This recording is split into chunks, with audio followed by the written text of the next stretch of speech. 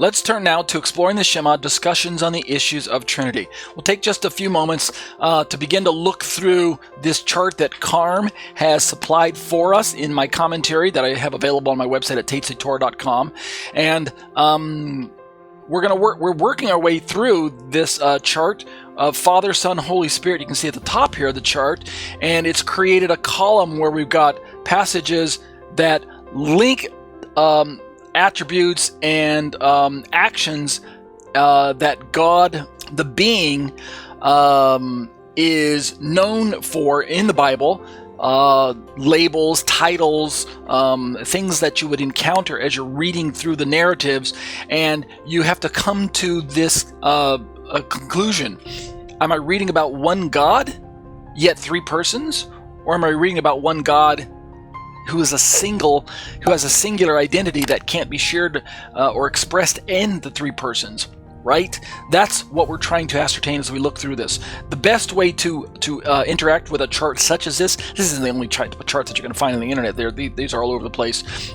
Pastors put these together and things like that. Theologians, apologetics, apologicians.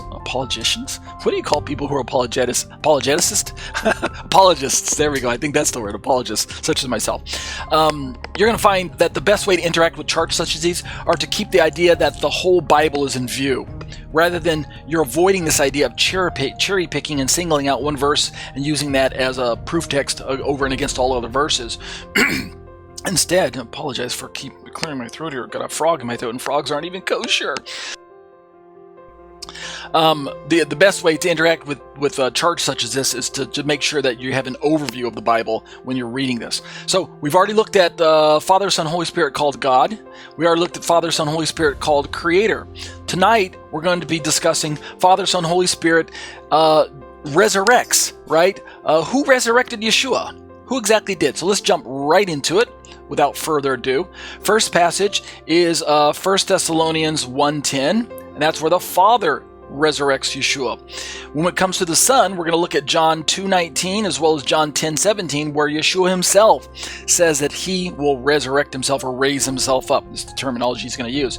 And then when we get to the passage about the Holy Spirit, we're going to find that's the Spirit of God, or the Spirit of he who raised Yeshua from the dead, which is God, which, as we learned already, is the Holy Spirit, which is God's Spirit, which is the Holy Spirit, right?